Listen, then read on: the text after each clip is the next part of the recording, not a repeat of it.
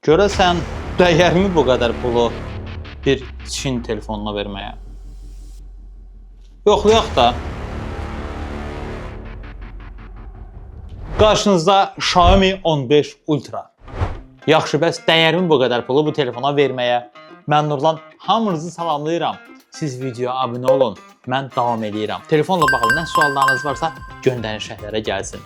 Mütləq cavablayacağım. Bugün sizə Xiaomi 15 Ultra modelini qonaq gətirmişəm. Yeni çıxan modellərdən birini.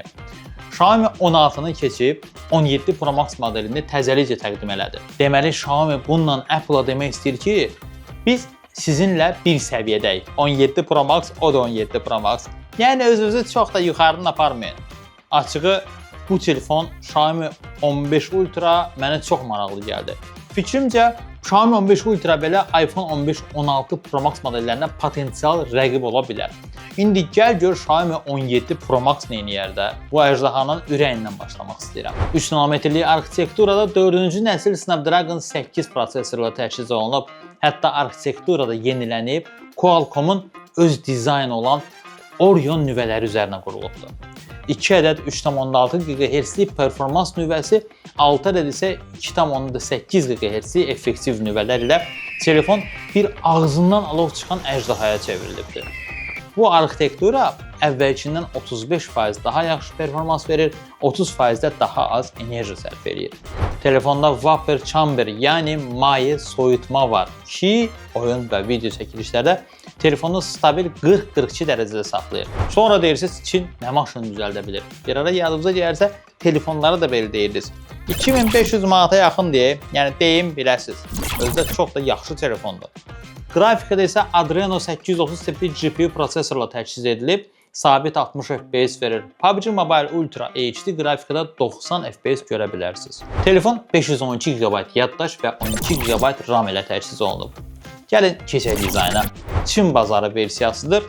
Arxa hissədə Leica yazısı diqqət çəkir. Kameradan danışacağam, amma daha sonra. Arxa hissə Çin bazarına xas da səhv etmirəmsə keramika gəlir. Telefon bütün qıraqları mat xrom örtü ilə üzlənibdir. Sağ tərəfində səs tənzimləmə və kildə salma düyməsi yerləşdirilib.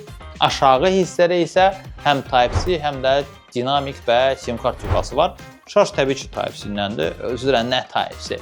Keçək batareyaya daha ətraflı danışım. Deməli, telefon Çin bazarı olduğu üçün bu telefonda 6000 mAh batareya gəlir. Qlobal versiyada isə 5410 mAh. Naqillik 90 Watt, naqilsiz 80 Watt enerji qəbul edə bilir. Hələ bu az deyilmiş kimi 10 Watt gücündə də əks enerji ötürə bilir. Yəni bundan siz digər elektron gadgetlərinizi də şarj eləyə bilərsiniz. Saat, qulaqçıq falan. Hətta qonşuya kömək də eləyə bilərsiniz. Gəlin keçək ekrana. Ekran tərəfində bizi LTPO AMOLED tipli 120 Hz bir ekran qarşılayır. Sizə bir sirr açım ki, ekran paneli Samsung-a aiddir. Samsung Y7 tipli paneldən istifadə ediblər. Əşi, narahat olmayın, Apple da özünkü deyil. Açı, 3200 nit parlaqlıq nə deməkdir? Telefon ən maksimum həddə 3200 nit parlaqlıq verə bilir. Bu da o deməkdir ki, qızmar günəş altında artıq telefonun ekranı rahat görəcəksiniz. Belə baxmayacaqsınız, görün burada nə mesaj gəlibdir. Bəs kameradan danışmayaq. Mütləq şəkildə ilk olaraq bu Leica yazısı diqqət çəkir. 3 kamera 50 megapiksel, 1 kamera isə 200 megapiksel olmaq üzrə ümumilikdə 4 ədəd kamera yerləşdirilib. Doğrudan da möhtəşəmdir. 23 mm-lik linza 1.6 diaframla, 70 mm-lik 1.8, 14 mm-lik ultra geniş səl 2.2 diafragmada qurulub. Lakin əsas kamera 200 megapiksel periskop telefoto kamerası isə 100 mm-lik linza ilə 2.6 diafragmada təchiz olunubdur. Bu Leica yazılı kameralar çox uğurlu alınıb deyə bilərəm. Buradakı bir gecə kamera var. Elə bir fotoaparatdır. Hətta bunun bir кейsi var ki, кейsi telefona taxırsınız, belə fotoaparat kimi olur, belə tutursunuz. Keys demişən telefonun üzərində belə bir şəffaf keys gəlir, düzdür. Bir müddət sonra bu sarılacaq. İstəyərdim ki, daha tünd rəngli keys gəlsin. Hətta ön kamera 32 megapiksellik bir kamera ilə təchiz olunub. 21 mm və 2 diaframda dərinlik qabiliyyəti var. Həqiqətən də əladdır. Səs tərəfdə də yaxşıdır. Stereo dinamiklər Harman Kardon və ya Xiaomi Audio Tuning ilə quraşdırılıb, oyun və videoda surround səs təcrübəsi verə bilir. və telefon Wi-Fi 7, Bluetooth 5.4 texnologiyası ilə təchiz olunub. GPS, GLONASS, giroskop, təbii ki, bunlar hamısı mövcuddur bu telefonda.